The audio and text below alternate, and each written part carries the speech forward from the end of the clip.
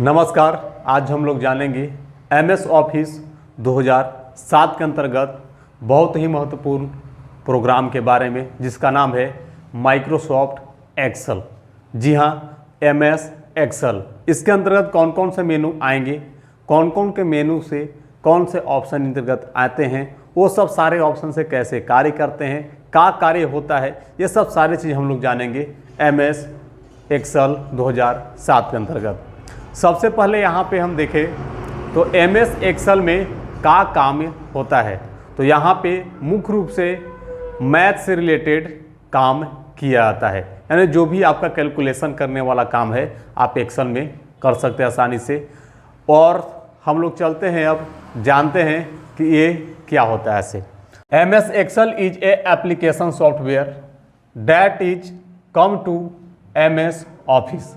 यानी यहाँ पे कहने का मतलब है कि MS एक्सेल एक एप्लीकेशन सॉफ्टवेयर है जो MS ऑफिस के अंतर्गत आता है। यानी जैसे हम लोग MS वर्ड को यूज किए थे, वो कहाँ पे मिल रहा था, हमको खोजने पे कहाँ पे जाना पड़ता है, ये सब सारे चीज़ जो भी MS वर्ड के बारे में जानकारी ले रहे थे, वैसे ही सेम टू सेम है ये आपका MS एक्सेल। जहाँ पे आपका MS वर्ड मिलेगा वहीं पे आपका MS एक्सेल मिलेगा। चलिए अगला ऑप्शन यहाँ पे है MS Excel is built by Microsoft company in USA। यानी ये जो बनाया गया है माइक्रोसॉफ्ट कंपनी इन USA, यानी अमेरिका के द्वारा बनाया गया है। कौन सा? MS Excel, MS Word. MS यानी माइक्रोसॉफ्ट नाम का एक कंपनी है जो अमेरिका में स्थित है, संयुक्त राष्ट्र अमेरिका में स्थित है। वहाँ से बनाया गया आपका MS प्रोग्राम। MS प्रोग्राम में जो भी आए, MS ऑफिस आए, MS एक्सेल आए, MS पावर पॉइंट आए, MS एक्सेस आए, MS आउटलुक आए, ये सब सारे चीज़ आएंगे आपका MS का, तो यानी माइक्रोसॉफ्ट कंपनी का बना हुआ है। इट इज यूज टू, यानी इसका उपयोग क्या चीज़ में करेंगे, क्या बनाएंगे? Maintain the work of everyday. यानी कहा जा रहा है यहाँ पे कि इट यूज टू, इसका प्रयोग प्रतिदिन का जो भी है मेंटेन करने का काम किया जाएगा। बिजनेस हो, व्यापार हो, उसको मेंटेन करना है, प्रतिदिन का लेन देन का ट्रांजैक्शन जो भी है लिखना है, आप यहाँ पे आप कर सकते हैं MS एक्सेल के द्वारा। जैसे बैलेंस शीट बनाना है आपको, प्रॉफिट एंड लॉस, मार्कशीट बनाना है, बेसिक सैलरी तैयार करना है, रैंक देना है, आपका जो भी रिजल्ट बनाना है, ये सब सारी चीज़ यहाँ पे आप बना सकते हैं माइक्रोसॉफ्ट एक्सेल के द्वारा। यहाँ पे मुख्य रूप से देखा जाता है तो जो भी आपका है मैथ से रिलेटेड काम किया जाता है, यानी कैलकुलेशन से जुड़ा हुआ। MS वर्ड में काम होता है आपका रिकॉर्ड बनाने से जुड़ा हुआ, वहाँ पे मैथ से जुड़ा हुआ काम नहीं होता है। लेकिन MS एक्सेल में काम होता है मैथ से जुड़ा हुआ काम। किसी भी चीज़ को अगर कैलकुलेशन करने की क्रिया आ रहा है तो आप MS एक्सेल में यूज कर सकते हैं। जिसमें काम होता है जिस भाग में, उस भाग को बोलते हैं हम लोग शीट।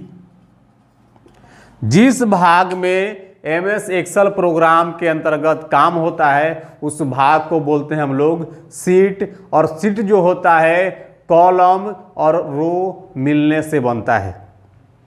तो हम लोग तुरंत देखेंगे कि कॉलम और रो क्या होता है, ये सब सारे चीज। आपका ये प्रोग्राम जो दिखेगा, यानी फेस जो रहेगा इसका इस तरह से रहेगा,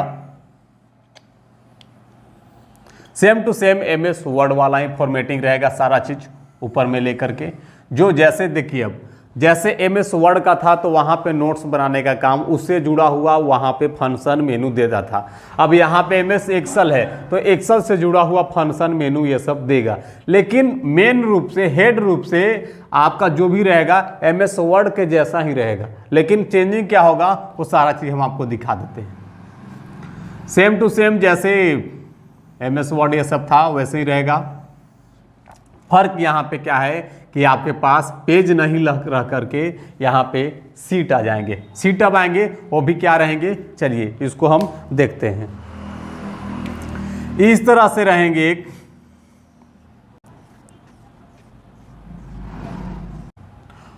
जिसे बोलते हैं हम लोग कॉलम। क्या बोलेंगे? कॉलम। देखिए,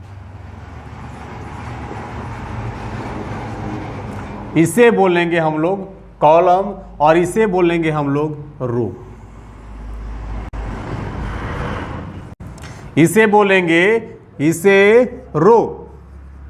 ध्यान दीजिएगा, खड़ा रहे तो कॉलम और लेटा रहे तो रो।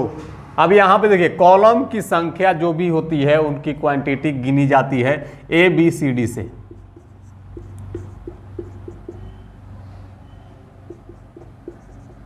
इसी तरह से चलते जाएंगे और रो की जो संख्या गिनी जाती है वो होते हैं 1 2 3 से। ABCD कॉलम और 1 2 3 रो। अब यहां पर ध्यान दीजिए, इसका दूसरा नाम होता है एट्रीब्यूट और इसका दूसरा नाम होता है टपल। रो को टपल कहा जाता है और कॉलम को एट्रीब्यूट कहा जाता है। अब यहां पे देखना है हमें कि ये फॉर्मेटिंग से फायदा क्या है। तो देखिए, एक से अधिक कार्य करने के लिए, कैलकुलेशन करने के लिए हम लोग क्या चीज का यूज करेंगे? एक्सेल का। इसमें यहां पे कॉलम प्लस रो मिलकर के एक बनाते हैं जिसे बोलते हैं सेल। कॉलम प्लस रो मिलकर बनाएगा सेल और सेल प्लस सेल मिलकर बनाते हैं सीट। सेल और सेल मिल गया, यानी यहां पे एक सेल और ये मिल गया, ये 2 सेल, ये बना देगा आपका सीट।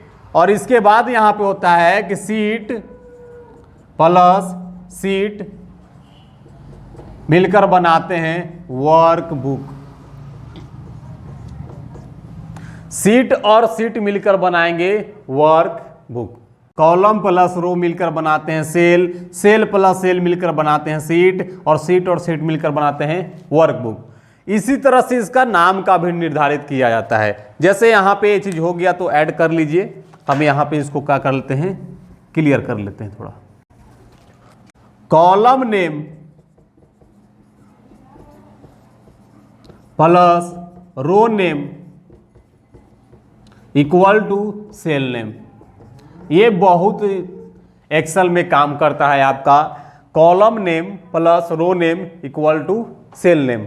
यानी यहां पे देखिए, आपके पास ऊपर चलते थोड़ा, ये आपकी कॉलम है, ये कॉलम की नाम है A, ये कॉलम की नाम है B।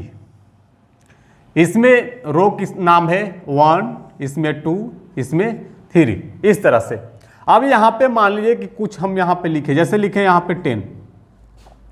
अब यहां पे ऑप्शन उठेगा कि 10 जो है कौन सी सेल में है। अब यहां पे आपको ध्यान से देखना है कि पहले सेल का नाम जानने के लिए पहले देखना पड़ता है कॉलम का नाम।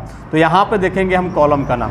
10 जो है हमको मिल रहा है B कॉलम से और इधर भी देखेंगे रो 10 जो है मिल रहा है 2 से। यानी पहले डालना है हमको क्या चीज? B कॉलम का नाम प्लस 2 रो का नाम, यानी सेल का नाम हो गया B2, सेल का नाम B2। इस तरह से हम यहाँ पे सेल का नाम निर्धारित करेंगे और जानेंगे।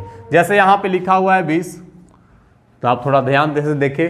यहाँ पे जो भी 20 लिखा हुआ है आपके पास कॉलम की संख्या, यहाँ पे कॉलम क्या है? D है और इधर से क्या है? 2 है, तो यहाँ पे हो जाएगा D2। यहाँ पे जैसे है आपके पास F, इधर से F, इधर से 3, इसका नाम हो जाएगा F3। इस तरह से हम लोग सेल का नाम निर्धारित करते हैं। यहाँ पे आपको पेज के जो भी दिखेगा, मिनिमम आपको 3 सीट दिखाई देंगे, सीट 1, सीट 2, सीट 3। और लाना चाहते तो यहाँ पे ऑप्शन रहता है, आप और वहाँ से आप ला सकते हैं। अब देखिए, ABCD जो जिस भाग में लिखा जाता है बॉस, इस भाग को बोलते हैं हेडिंग बार।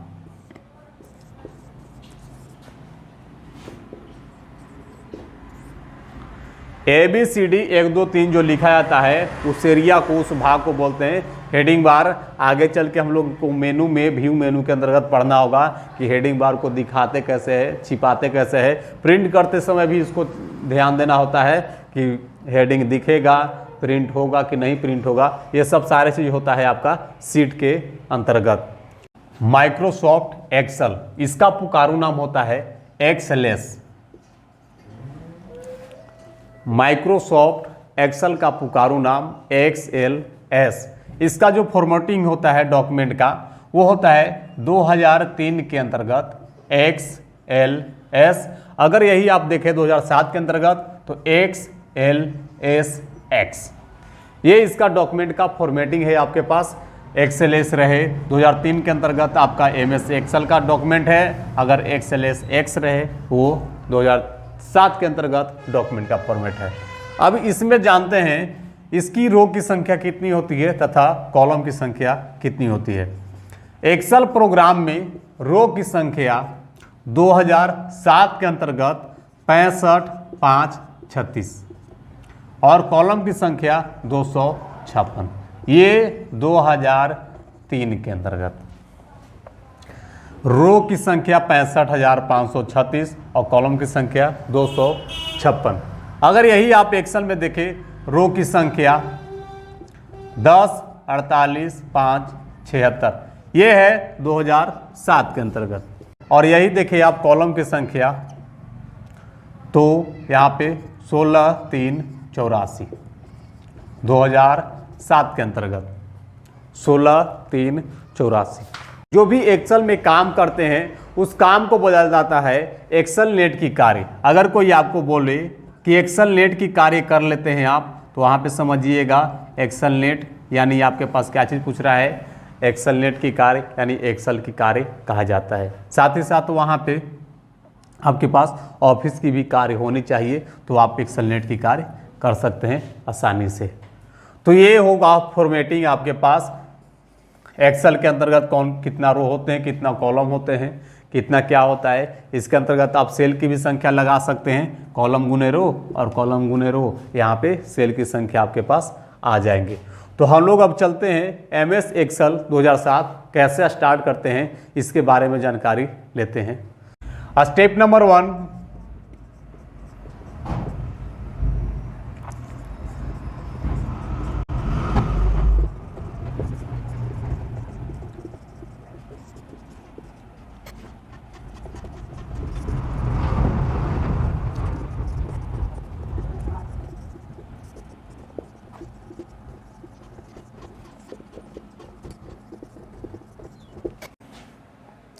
पहला स्टेप यहाँ पे है click on the start button.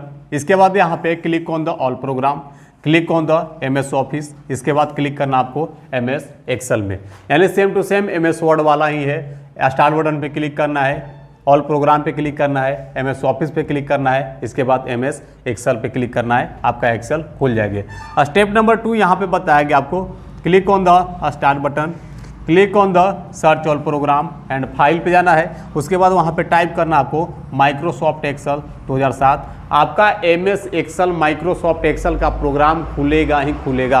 अगर नहीं खुले तो तीसरा स्टेप, पहला नंबर क्लिक ऑन द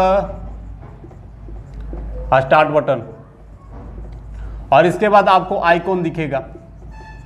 ये जनरली है, हर लोग यूज करते हैं। Click on the start button, start button पे क्लिक करने के बाद आइकॉन पे क्लिक कीजिए, आपका प्रोग्राम खुलेगा। अगर तीसरा स्टेप से भी ना खुले तो चौथा स्टेप याद रखिएगा, right click on the screen, right click on the screen. Screen जो आपका डेस्कटॉप वॉलपेपर है उस पर राइट क्लिक करना है। राइट क्लिक करने के बाद जाना है आपको न्यू पे, और न्यू पे जाने के बाद वहाँ पे प्रोग्राम को चुनना है। जैसे जहाँ से आप नया फोल्डर बनाते हैं, न्यू पे जाकर के फोल्डर बनाते हैं, वहीं पे आपको प्रोग्राम को चुनना है। वहाँ पे माइक्रोसॉफ्ट एक्सेल का प्रोग्राम मिलेगा, वहाँ पे चुनने के बाद डबल इंटर, 2 बार इंटर प्रेस कीजिएगा। आपका MS Word program, MS Excel program, MS PowerPoint, MS Access, MS Outlook, ये सब सारे प्रोग्राम इसी तरीका से खोलेंगे, चारों तरीका से। Step number 1, step number 2, step number 3 और स्टेप नंबर 4। अगर ये 4 तरीका से नहीं खुले तो आप समझिए कि या तो सिस्टम में दिक्कत है या ये प्रोग्राम ही नहीं है। ठीक है, चार तरीका में कोई भी एक तरीका टकराएगा ही टकराएगा, ये हमारा दावा है, वादा है। तो आज के लिए लेते हैं यहीं पे इस वीडियो में विदा। तो धन्यवाद, जय हिंद। ऐसे ही बने रहें, शेयर करें, सब्सक्राइब करें। जय हिंद।